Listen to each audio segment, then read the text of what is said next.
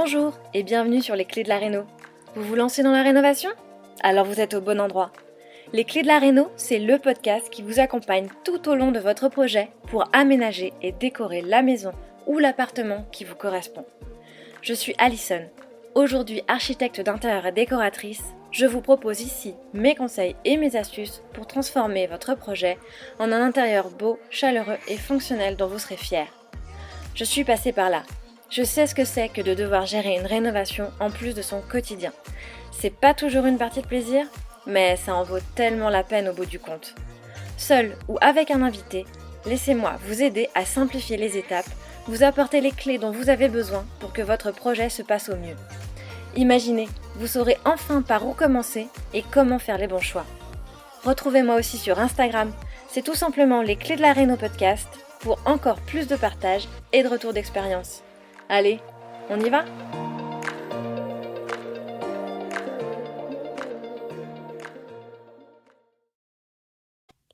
Tu t'apprêtes à écouter la deuxième partie de l'épisode 117 avec Aurélie.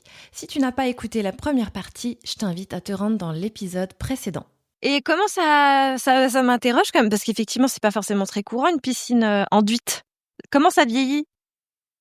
Bah écoute, Comment ça s'entretient ? Comment, tu vois, comment... alors, franchement, j'ai zéro contrainte, zéro, enfin, pas plus qu'une piscine classique. On passe, on va dire, tout ce qui est balai ou robot de façon classique. On n'a rien qui. Ouais, ça Non, prend pas plus le pas du tout. vert, là, tu sais, je sais... Non, non, non, non. Et mais c'est vraiment très doux au toucher, hein. C'est très Oui, lisse parce que et du coup, très vous doux. avez mis du bouche-port, du vernis, enfin des... Alors, au niveau du enfin, non, il y a pas de vernis. Il y a une passe de Sika à la fin, mais tu vois, sur la première piscine, on l'avait pas, enfin sur le premier bassin, pardon, on l'avait pas passé, et c'était exactement pareil en termes de rendu en fait. Donc, Ah, parce que bon, déjà la première, elle avait quand même un peu cette esthétique. c'était la même chose, mais c'était un carré. Elle D'accord. faisait 3 par 3, mais oui, c'était exactement la même chose. Ouais, ouais, Oui, donc c'est quand avec même une bien votre assise. truc, cet esprit-là. Ok. D'accord. Et du coup, alors, maintenant que c'est quand même bien avancé, il vous reste encore des choses à faire, parce que du coup, l'idée, c'est d'avoir combien de chambres au total ? Alors, l'idée, c'est une 3e chambre, mais qui sera pas ouverte tout le temps, enfin pas toute l'année, plutôt à certaines périodes, parce qu'elle sera sur tout l'étage de la bergerie, et une partie quand même en dessous. Il y aura à peu près 120 mètres carrés. Donc, Ah oui, c'est pas une chambre, ouais. ça, c'est un gîte. Alors moi, quand même, je veux pas l'appellation gîte, parce que je veux ce contact avec les voyageurs, et voilà, d'avoir le petit déjeuner le matin, tout Oui, ils seront ça. pas autonomes quand même. C'est ça, ils Non, sont alors il y aura obligés une de petite venir te voir. partie. Oui, ils seront obligés de manger ce que je leur propose au petit déjeuner. Non, mais il y aura une partie peut-être avec un petit coin cuisine, mais vraiment tout petit, on va dire avec le nécessaire, un grand salon, un poêle à bois, tout est, on va dire, plus ou moins tracé. Les couloirs sont faits, les pièces sont, on va dire, celles qui ont besoin d'être fermées sont fermées. On a tiré l'électricité déjà là-haut, donc il y aura une partie, donc une petite cuisine, une grande partie salon, la chambre en bout avec pas mal de murs en pierre, et en dessous, il y aura la salle de bain, et là, il y aura une salle de bain avec une baignoire, voilà, un grand espace. Une suite, quoi, en fait. Ouais, ouais, on a envie d'un truc, D'accord. Et pourquoi pas l'ouvrir toute l'année ? parce que, alors c'est vrai qu'à l'étage, on a conservé, donc il y a une partie du plancher qu'on a conservé, une autre qu'on a refait. Après, malgré la bonne isolation qu'on a fait, en dessous, on a peur que, les pas, tu vois, que quand on se déplace à l'étage, quand même, ça dérange un petit peu en dessous, D'accord. et on a envie que cet espace, il soit ouvert, beaucoup en période d'hiver où, tu as le côté cocooning avec, Oui. Tu vois? Ce côté, cheminée, la baignoire, voilà. C'est vrai que c'est une période qui s'y prête un peu plus. Mmh. Oui, donc en fait, est-ce que l'idée c'est que quand le haut est ouvert, limite le bas est fermé? C'est un peu ça. Sauf si, c'est, une famille ou, tu Oui. vois, Ils veulent c'est moins occuper tous gênant. les espaces, Voilà. c'est pas gênant, c'est sûr. Mmh. Mais c'est vrai que c'est un choix, hein, quand, tu veux conserver, des planchers, bon, forcément, voilà, c'est très joli, mais c'est un choix. Je pense que j'aurais pas pu dénaturer à ce point, le lieu, quand même. OK, mais donc j'entends que c'est quand même déjà bien avancé. De Oui, gros niveau grosses œuvres, oui, ça va. Oui, oui, ça va. On a bien avancé. En fait, quand on entreprend, par exemple, à la bergerie, les travaux d'électricité, on va essayer de le faire un peu partout, c'est-à-dire de tirer un peu partout pour ne plus y revenir. mmh, bah, c'est comme ça qu'il faut faire, oui, c'est sûr, c'est mieux. Voilà, donc l'électricité en haut, elle est tirée depuis un moment et puis au moins c'est tu vois, c'est propre, c'est fait, on n'y revient plus, c'est sécure sur certains endroits et il y a ça aussi. On peut pas se permettre de laisser, un chantier, un bazar complet, en recevant, tout le monde, quoi. C'est vrai. Et alors, c'est quoi la plus grosse difficulté que vous ayez vécue sur ce chantier? Enfin, que tu sais que vous avez rencontré? Bah, c'était le alors il y avait le plancher, il y a eu, après il y a eu des petites choses qui nous ont embêtés, qui nous ont fait perdre du temps. On a voulu, souder, au niveau de la salle d'eau, de la suite, on a voulu souder, à l'étain le conduit d'eau, en fait, tu sais? La robinetterie. Ouais. C'est ça, hein. J'allais t'en parler, j'ai suivi cet Ah épisode, là bon, mais là, effectivement. Vous avez, pour expliquer quand même, p ceux qui ne voient pas, vous avez créé une robinetterie avec, de la tuyauterie au cuivre, c'est ça, apparente. c'est ça. C'est très joli, un peu à l'ancienne. C'est ça et sauf qu'on n'y arrivait pas. Alors raconte-nous pourquoi vous y arriviez Pourtant, pas? on avait déjà soudé, plein de fois, Mais oui, mais là c'est vrai que j'ai vu aussi que vous soudiez beaucoup quand même. Vous aviez ouais, jamais fait ouais, ça avant? on avait soudé notre portail, mais plein de trucs et là, sur ce petit espace, mais on n'y arrivait pas du tout. Mais, ça faisait, je pense, au moins 15 jours qu'on était sur le sujet, tous les jours et on s'arrêtait pas et puis ça nous agaçait et pour le coup, il fallait pas lâcher, parce que c'était, primordial pour ouvrir. Donc là, on pouvait pas se dire: «OK, on va ailleurs, on va faire autre chose». Non, non, il y avait vraiment que ça à faire. Donc Que c'était pour une salle de bain? c'est pour la salle d'eau de la suite qu'on a ouvert, cet été. Ouais, Et il nous manquait que ça et dès qu'on soudait, on le plaçait, on allumait l'eau, ça ne et ça fonctionnait fuyait? plus. Ah, ça fuyait de partout. Ah ouais. Alors c'était pas énorme, c'était un beau goutte à goutte, mais ça ne fonctionnait pas. Donc au bout de 15 jours, je crois, je lance un appel sur les réseaux. Non, vraiment, ouais, je me dis: «Il y a peut-être une âme qui va avoir, de la peine et qui va nous donner, une astuce». Il y a C'est pas possible, il y a quelque chose qu'on fait mal, forcément, mais on ne comprenait pas. Et là, j'ai une personne avec qui, oui, on communique beaucoup sur Insta, donc c'est, le compte Dans mes trésors. Je peux la citer parce qu'elle m'a été d'une grande aide, qui me Que contacte. je la connais bien, tu sais? C'est vrai? C'est une de mes coachées et fidèles auditrices. Ah bah alors. Effectivement, elle m'avait parlé de votre épisode de tuyauterie. Mais vas-y, raconte, je elle Et elle donc je poste ça et tout de suite, on s'appelle et elle me dit: «Écoute, je connais quelqu'un, je vais le contacter, je vais lui demander toutes les informations, quelqu'un qui soude et je te contacte, dans la foulée». Et effectivement, ben, on faisait quelque chose de mal, c'est-à-dire que, alors, quand on soudait, on avait beau, humidifier les autres zones, elles n'étaient pas assez, humidifiées. Du coup, elles se dessoudaient, en fait. mmh. Donc On faisait une zone, c'était parfait et dès qu'on continuait, hop, ça dessoudait celle d'avant. C'est pour ça C'est que l'inertie de la chaleur qui d'accord. et on était pourtant avec des éponges et tu vois, on pensait, on se doutait qu'il fallait que ce soit tout le temps humide et mouillé, mais c'était pas assez ce qu'on faisait et donc elle me donne le conseil, de qu'elle reçoit, heu, elle me dit: «Il faut mettre vraiment un linge». Et donc nous voilà en train de tremper du linge, du petit linge, hein, que ce soit des torchons ou quoi, pour enrouler chaque soudure qui a été faite et là bingo, ça marche quoi. Est-ce que c'était déjà au mur? Ou Genre c'était chaque fois on soudait au sol et on posait au mur, on allait essayer, ça ne fonctionnait pas et on enlevait et on répétait l'opération mais 10 fois par jour en fait. OK, donc bien emballé de linge humide, c'est ça? C'est Quand on ça, a plusieurs c'est ça. soudures, à faire, Surtout quand elles sont, alors proches, oui, c'est quand même quelques centimètres, enfin, c'est pas non plus, tous les 10 centimètres, mais c'est assez proche l'une de l'autre et c'est vrai que malgré, le coup de l'éponge, bah, non, ça suffisait pas, mais on a tout de suite vu la vous avez différence. vraiment isolé quoi? Mmh. Ouais, c'est ça, voilà C'est vrai qu'on et aurait peur de que ça prenne feu, non?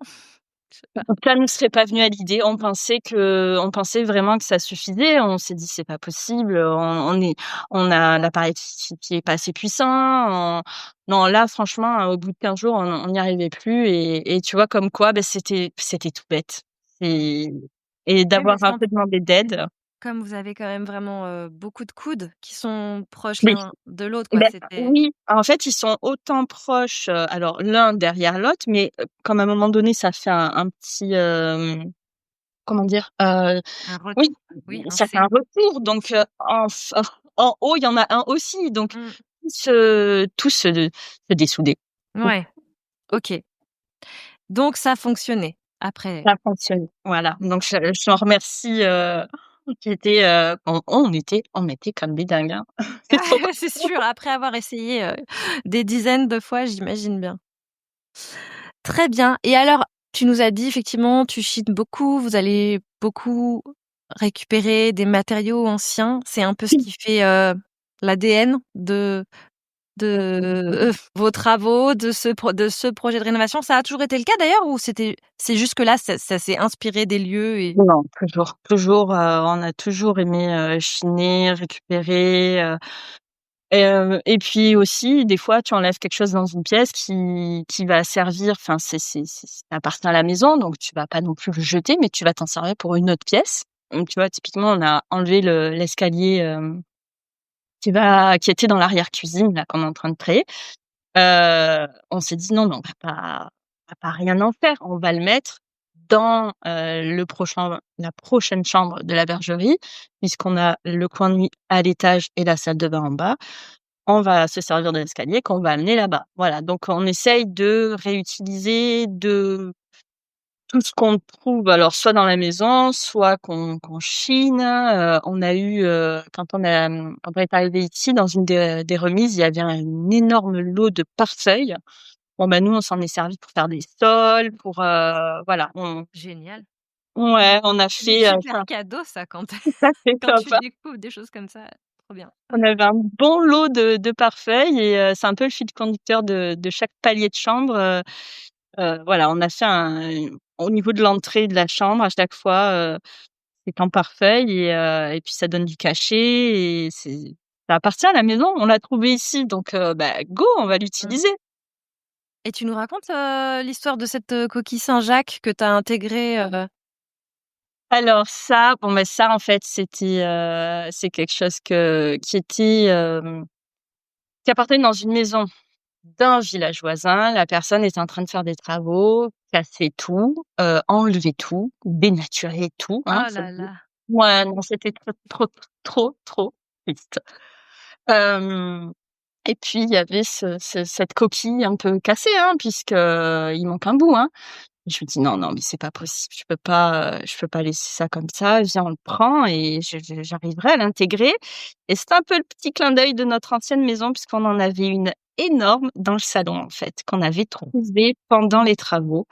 Heu, on avait, enlevé du lambris et là, grosse surprise, une immense coquille Mais vous êtes dans sur le salon. le chemin de Saint-Jacques Oui, ou oui, oui, il y a oui, autant oui. de coquilles vers chez Notre vous? notre ancienne, maison, oui, elle était sur le chemin de Saint-Jacques-de-Compostelle Mmh. et en se renseignant, en fait, on avait découvert que c'était aussi, un point, d'eau d'époque et de frigo en dessous. Ils s'en servaient comme frigo, tu vois? Donc ils mettaient, tout ce qui était viande, tout ça, donc c'est quelque chose que nous, on avait mis en valeur dans notre salon et bon, qui était beaucoup plus grand, hein, mais on avait, laissé à parents et là, de voir la version, plus petite, non, non, j'ai envie de la mettre, dans la bergerie.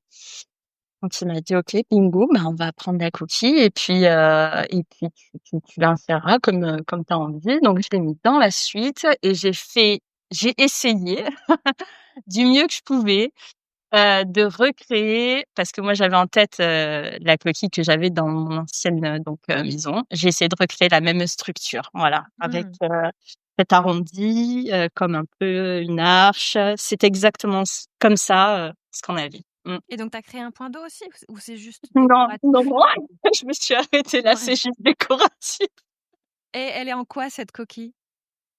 Heu, Elle est en pierre, enfin oui, c'est en il y a une partie, enfin, c'est vrai qu'on n'ose pas trop, gratter, même qu'au nettoyage, j'y suis allée, délicatement, parfois même au coton-tige, mais elle est enduite dessus et on dirait, oui, de la pierre, hein, elle est très, très lourde, hein, elle est vraiment très lourde. On a été à 2 pour la poser et j'ai dû percer son centre pour mettre quand même une tige, pour la maintenir, tu vois? Parce que j'avais peur qu'elle Oui, parce que tombe. là, elle est maintenue à la verticale quand même. Ouais, c'est ça. On a fait un trou, on a découpé, dans le placo. Il y avait de la place derrière, on l'a fait exprès de laisser de la place derrière pour qu'elle puisse parce que, elle est quand même très profonde, tu vois? Donc il fallait l'insérer dans le mur, pour plus qu'elle bouge, quoi. Donc on a j'ai découpé, le placo, a mis dedans et fait toute la structure autour en placo. Avec les rails et le placo que je suis après venue recouvrir d'enduit, que j'ai un peu lissé à la main pour faire quelque chose un peu d'imparfait comme elle finalement et Mmh. pas quelque chose de trop nickel. Tu as utilisé quel genre d'enduit là, du coup, à ce moment-là? Un peu de tout.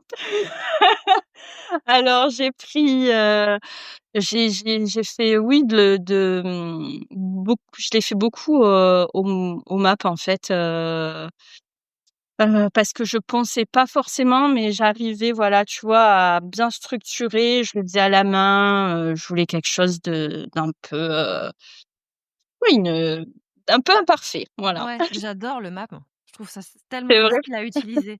Ouais, j'aime bien aussi, j'aime beaucoup Ça et sèche pas trop vite, pas comme les plâtres, c'est ça mais en même temps, bon, ça prend quand même bien, tu arrives à en faire ce que tu veux. Bon et après puis une fois sec, je trouve que c'est même laissé tel quel, c'est vrai que des fois c'est joli, j'aime bien quand même la nuance que ça a. Enfin voilà, non, c'est quelque chose que j'aime beaucoup, ouais, pareil.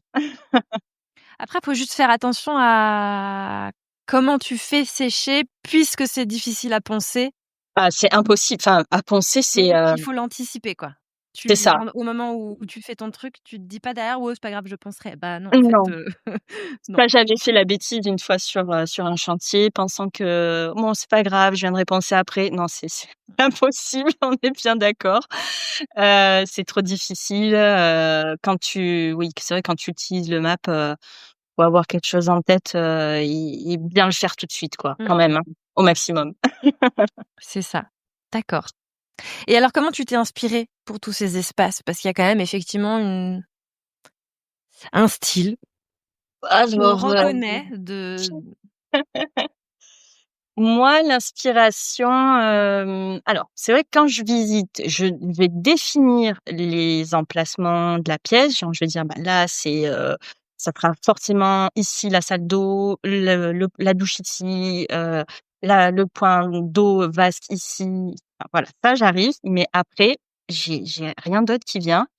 C'est en brocante que je trouve, l'inspiration et c'est souvent une pièce, que je vais chiner, un objet, un matériau qui va donner le fil de tout le chantier. Voilà. Donc par exemple, la chambre, à la bergerie, j'avais rien du tout. Puis un jour, je tombe sur cet évier ancien, un peu, dans des tons roses un peu Mmh. fanés et puis, Oui, ben, très c'est lui années qui a 70 là, je vois bien. et c'est lui qui a donné, le fil, de tout ça. Donc c'est parti, bah, hop, OK, bah, on va mettre avec cette vieille porte. Après, il faut savoir qu'on a un stock d'objets, chinés, assez important, donc on peut se servir, C'est pratique. voilà. Mais c'est vrai que l'inspiration, c'est souvent un objet, je sais pas, une peinture, un objet déco ou qui va me la Ouais, donner, en un fait. Ouais. un crush pour un truc, pour Ah un ouais. objet et après tu déroules le fil autour, quoi.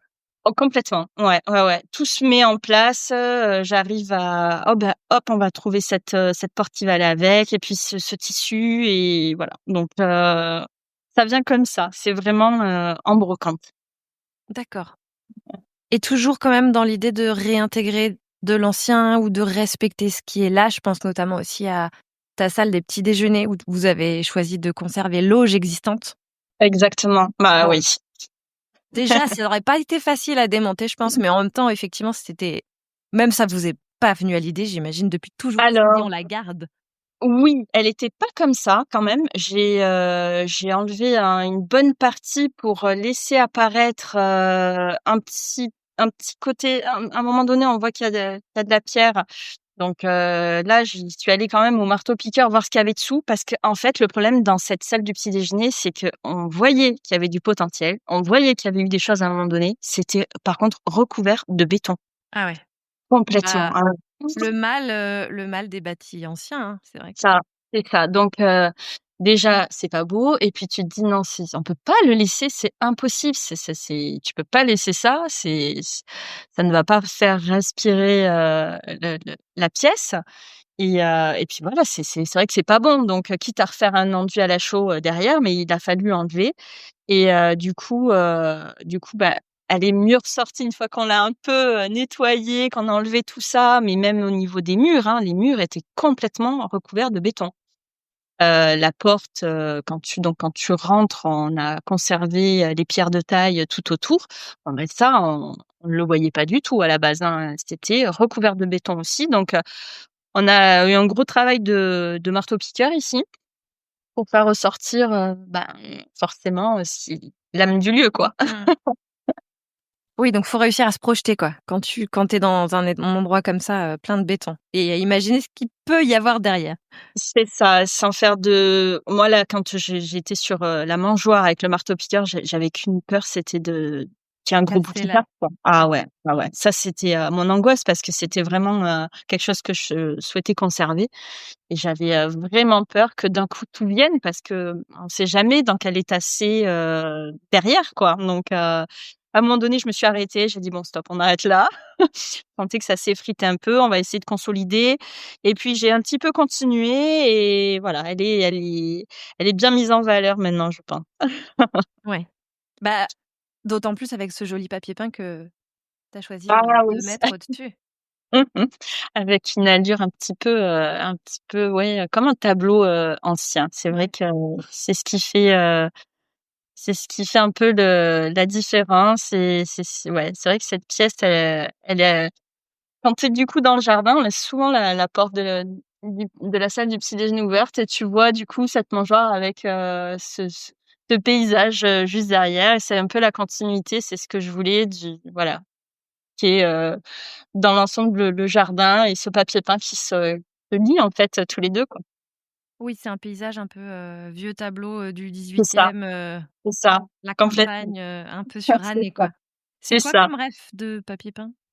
C'est, Borasta Pister qui fait Ah, ce Boråstapeter, c'est toi, hein? fabricant Voilà. suédois, oui, je Bois, crois. tout à fait, qui fait ce papier.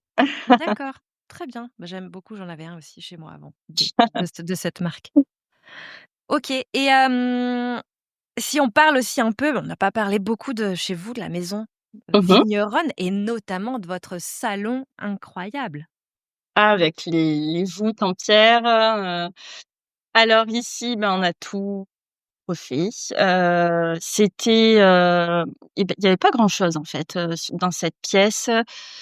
Il a fallu amener l'électricité, refaire, les sols, mettre en valeur cette cheminée qui est très, très, très grande, qui est assez imposante, heu et mettre en valeur les arches et surtout apporter de la lumière. En Parce fait, que il y on est avait dans une pièce avec des qui est voûtée, en fait. c'est ça, Ça tout ressemble à en une pierre. cave voûtée. Complètement, complètement C'est quand même et assez fou d'avoir ça dans une maison où c'est pas une cave en soi, c'est un hem, rez-de-chaussée. oui, c'est un rez-de-chaussée, mais c'est vrai que c'est particulier comme endroit puisque, c'est vrai que ça ressemble à une cave, hein, complètement, hein, c'est après, donc on a la salle à manger, puis c'est cette dernière pièce et il y en a une encore sur la gauche, qui est encore plus, qui est encore plus cave et qu'on a complètement, refait aussi parce que, ici, je décide de faire le salon et c'est hyper atypique et je dis: «Non, non, il faut vraiment que le salon soit là pour, ce côté, frais, l'été et on va être bien ici, c'est un coin un peu cocooning, donc le problème, c'est que c'est hyper sombre, c'est hyper humide, et là, on décide en fait de mettre en fait le placo, enfin pas en sous-bassement, mais oui, sous les arches pour faire ressortir, le plafond en fait, voilà. Oui, donc Donc il y a des murs sur lesquels vous avez effectivement apposé du placo. Ils ouais. ont tous, tous les murs? Tout partout où il y a les arches, partout où c'est arrondi en fait. Oui, ce qui Heu, permet de mettre en valeur les voûtes et le plafond exactement. qui, du coup, Ex lui, est encore en pierre, enduite. C'est ça, tout à fait et au moins on pouvait, nous tirer l'électricité, tout amener, voilà derrière partout, tout ce qu'on avait besoin Dans les et cloisons, ouais dans les dans les doublèges. cloisons. Ouais. Ouais, complètement et en fait quand on a posé ça, on a récupéré une lumière incroyable. Oui, Heu, on était un peu sceptiques, hein, au début on se disait: «Oh là là, est-ce que ça va le faire? Est-ce que ça va fonctionner? Est-ce que vraiment, ça va être comme on l'imagine?» et ça a avec été le blanc, quoi. Tu veux dire que vous avez mis et sur ouais. le placo parce que vous Ouais. avez quand même une fenêtre qui une entrée de lumière naturelle.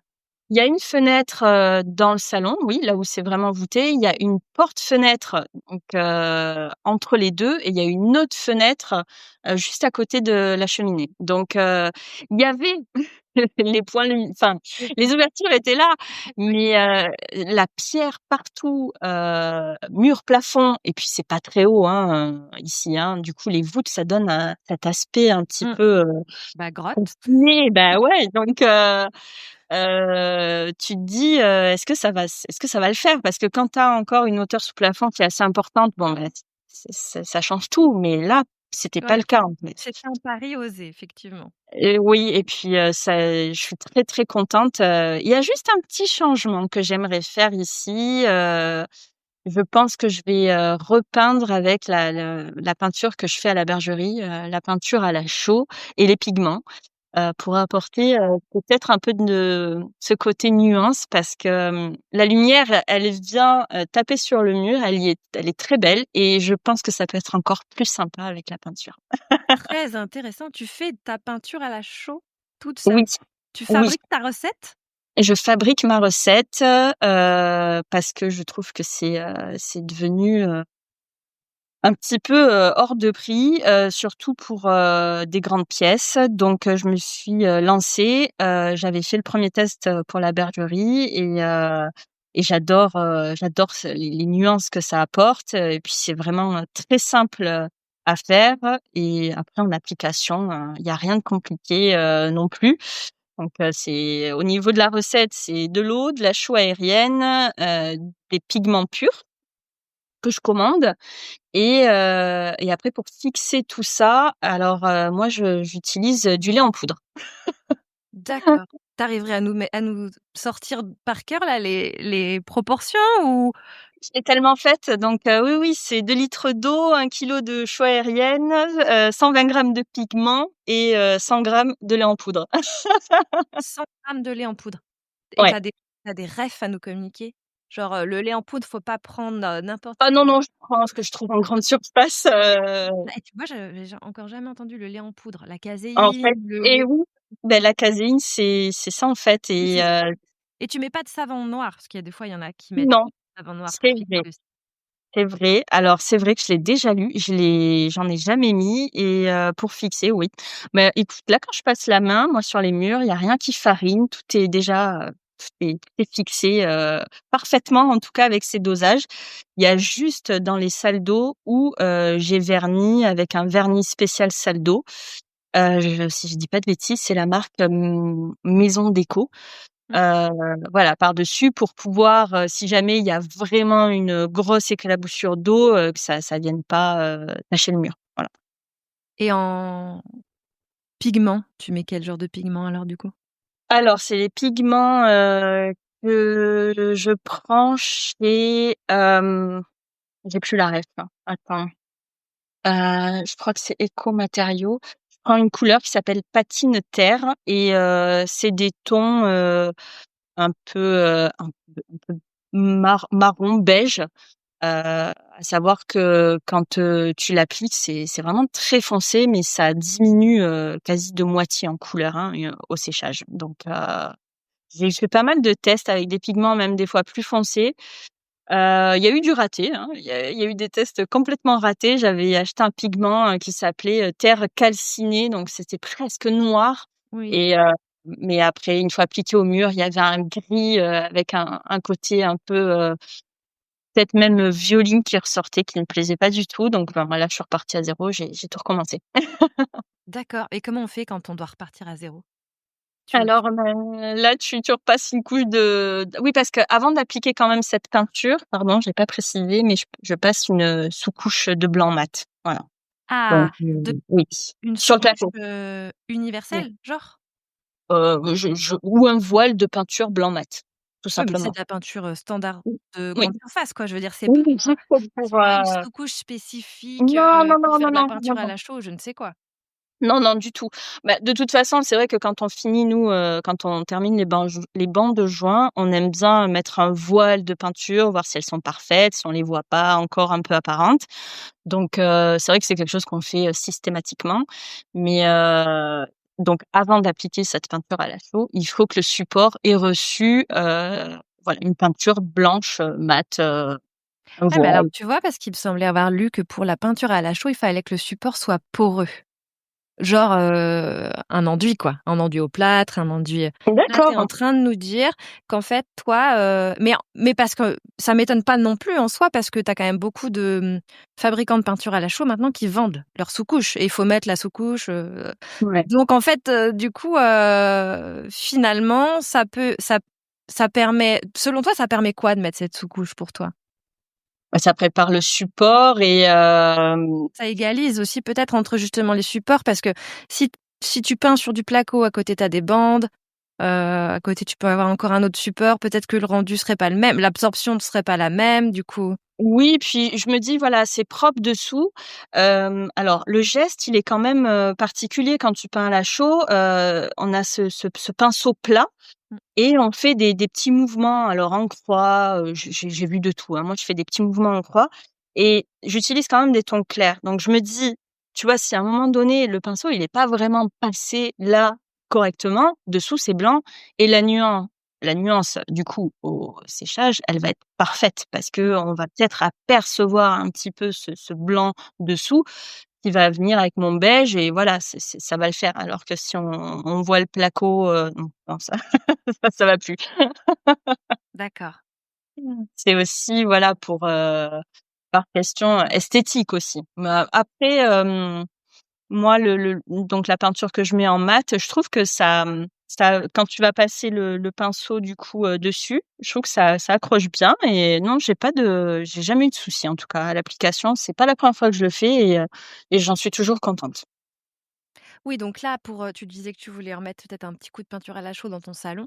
Oh, Là, j'ai envie d'en mettre partout. ah ouais. J'ai envie Oui, c'est ça y sûr que est. ça crée vraiment des effets, contrairement à une peinture blanche, standard, c'est pas pareil. Alors le problème du blanc, c'est que bon, déjà, je prends pas le blanc classique, j'aime bien les blancs chauds et on se dit toujours que le blanc, c'est ce qui va être le plus lumineux, mais pas forcément, en fait. Ça dépend vraiment de la lumière et je trouve que cette peinture à la chaux, toutes les nuances qu'elle apporte, des fois, ça enlève, je sais pas si tu vas être d'accord avec moi, mais ce côté gris qu'on peut avoir d'un mur qui est blanc pourtant. Tu vois ou pas? Quand cette lumière quand elle vient dessus ou de profil, Ça dépend vraiment de l'exposition de ta pièce, c'est je veux ça, dire. voilà Mais en tout et cas, c'est sûr que ça crée un côté, plus chaleureux, plus complètement, cosy.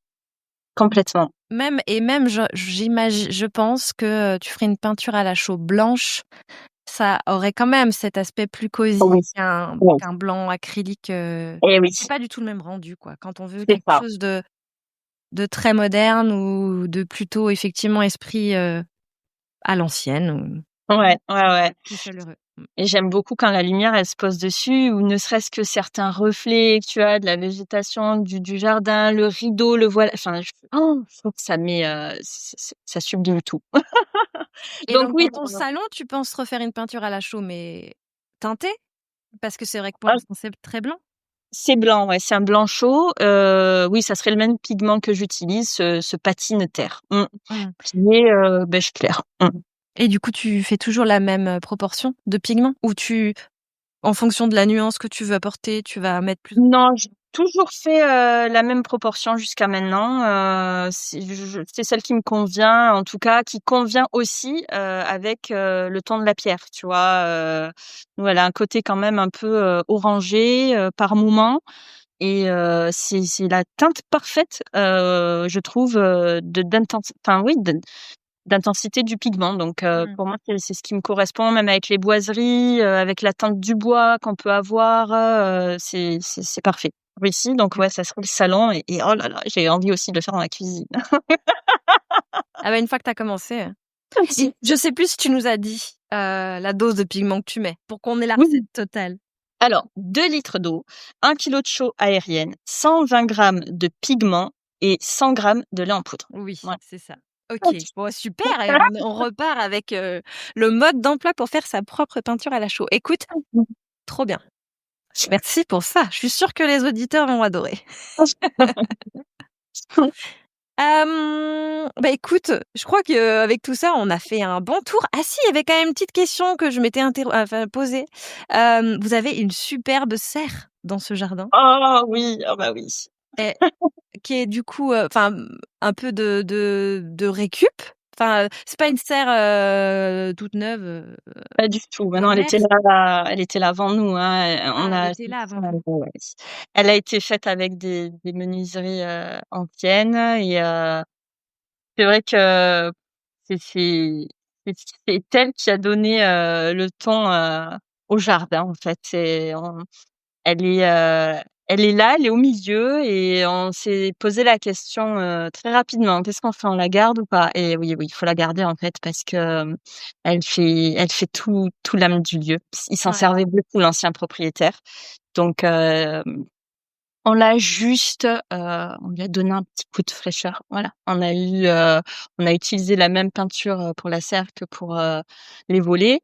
On lui a refait une petite bâche, on a changé les carreaux qui étaient cassés, et puis après je l'ai aménagée, comme moi je la rêvais finalement et on s'en sert énormément. Alors là, on s'est vraiment laissé prendre au jeu, on ne pensait pas du tout s'en servir autant. On fait partir tous, nos semis, on y fait, les couronnes de Noël, nos bouquets, enfin c'est Vous êtes un devenus des endroit vrais jardiniers, quoi, c'est ça. grâce à cette serre. Donc qui est vraiment très belle, effectivement, qui donne aussi, qui contribue à l'esprit de votre jardin, qui est aussi très beau. Enfin, oui, c'est vrai que l'ensemble, Si. crée un espace qui est vraiment paisible. On a envie de s'y reposer, de se poser, de prendre un bouquin, effectivement, et c'est très beau. Ça donne très envie. Bah, écoute, on est en train d'arriver, doucement à la fin de cet épisode. Avant qu'on se quitte, je vais te poser mes traditionnelles questions. Si tu devais ne retenir qu'un seul conseil, ce serait quoi celui que tu prodiguerais à quelqu'un qui a envie de se lancer dans la rénovation? Heu, c'est d'oser, d'oser avec des tutos, avec, tout un tas de choses, que se tromper ça fait partie du jeu, mais on progresse, tellement et heu et puis, oui après les forcément la question budget tout ça, on le sait tous, hein, qu'il faut prévoir un budget un peu plus important pour les surprises. Un conseil peut-être qu'au moment de la visite, nous, depuis peu, on s'est équipés d'un petit appareil qui permet de tester, l'humidité d'un mur, d'une poutre et ça nous a sauvés, pas mal de fois parce que, du coup tu vois un peu l'état, avant oui, quand tu fais la visite, au moins tu sais où tu vas et tu as pas la surprise après. Donc Intéressant. Surtout si tu cherches un bien ancien, effectivement, oui, c'est ça te ça, permet de savoir un peu où tu mets les pieds, quoi, en tout cas, à savoir ce complètement. que tu achètes. C'est ça. Donc ça serait peut-être, oui, voilà, mon petit Tu sais conseil. comment ça s'appelle? Un millimètre, il me semble. OK. Vous avez trouvé ça facilement sur, Oui, internet? oui, oui, oui. Oui, oui, complètement. Donc et puis voilà, ne pas voir, les travaux comme, juste des travaux, mais plutôt comme, une aventure, créative, j'ai envie de dire. Oui, c'est vrai. Et puis faut le vivre dans le plaisir, quoi. C'est vrai Ah bah, que, complètement. le vivre comme une aventure créative, au moins ça permet d'aussi l'imaginer comme un projet perso, enrichissant, Ça, quoi. c'est ça. Effectivement. Très bien, et alors est-ce que tu aurais des conseils de ressources à partager? Tu nous as parlé des tutos YouTube, alors ça Oui, bon, alors depuis, on y va un peu moins, donc j'aurais plus, forcément, les noms des ceux qu'on regardait à l'époque. Après en déco, conseil déco, ou réno, alors en réno, j'aime bien suivre en ce moment, sur Insta, Le Vieux Caillou, je sais pas si tu, les connais? ça me dit Ils quelque rénovent chose. une, grange, dans le Tarn. Bon, c'est assez incroyable ce qu'ils font. Ils cintrent du bois, enfin ils ont des Oui, techniques, ils sont pas en train de faire de l'isolation chaud-chanvre en ce moment-là? exactement. C'est ça, hein? Donc j'adore, c'est incroyable ce qu'ils font. Je suis fan. Hem, Après en déco, j'aime bien, suivre, toujours sur Insta, le compte, Sarah Intérieur. J'aime bien sa vision, elle donne des conseils, et des idées déco, mais pour une déco, intemporelle. Voilà, elle suit pas forcément, la mode. Donc la Elle mode est, déco. elle est vraiment très effectivement dans la déco, de caractère. Exactement. C'est son truc. C'est pas les intérieurs très modernes et aseptisés, c'est Non, vraiment, c'est la déco qui a du charme, de la personnalité, c'est ça, même, à parfois à outrance, quoi. Le truc un peu, chargé d'histoire et de personnalité, et elle c'est a un ça. style, effectivement, aussi très, inspiré des intérieurs anglo-saxons. J'allais te le dire, ouais, ouais, ouais. J'aime bien, les idées qu'elle propose, je trouve ça très, très sympa. Conseil de ressources, ça serait de se renseigner, voilà, comme je disais, tout à l'heure, s'il y a pas dans la ville ou dans une ville voisine, ces espèces de ressourceries qui sont souvent des assos qui sont dédiés, au réemploi de matériaux de construction et parce que ça aide beaucoup. Voilà. Mmh. C'est vrai, c'est une chance d'avoir ça pas loin. Parce que trouver des ressourceries où tu as des meubles, de la vaisselle, Non, ça bon, non, ça non, encore, non. ça c'est facile. Mais les ressourceries matériaux, bon, heureusement, ça se développe de plus en plus, Oui, je et trouve ça, quand même, c'est bien. Mais ouais, c'est une chance d'en avoir une bien, avec des jolies choses à côté de chez soi, c'est sûr. Très bien, bah, écoute, merci infiniment Aurélie pour ce temps passé ensemble. Je donne rendez-vous aux auditeurs donc sur ton compte, pour apprécier les images de cette jolie maison vigneronne et de sa bergerie, donc sur ton compte aurélie.jean, mais aussi le compte des chambres d'hôtes, donc la-bas Potentilles. Comme d'habitude, je mettrai tous les liens dans les notes de l'épisode. Encore merci beaucoup et puis je te dis à très bientôt. Merci à toi. Free audio post-production by alphonic.com. Si vous avez écouté jusqu'ici, c'est probablement que l'épisode vous a plu. Alors n'hésitez pas à en parler autour de vous, amis, famille, tous ceux qui rénovent sont les bienvenus. Vous pouvez aussi évidemment laisser un commentaire sur Apple Podcast ou une note 5 étoiles sur Spotify. Et si vous souhaitez être informé des prochains épisodes, n'hésitez pas à vous inscrire à la newsletter ou à me suivre sur Instagram. Le podcast, c'est fini pour aujourd'hui, mais je vous dis à très vite pour un nouvel épisode.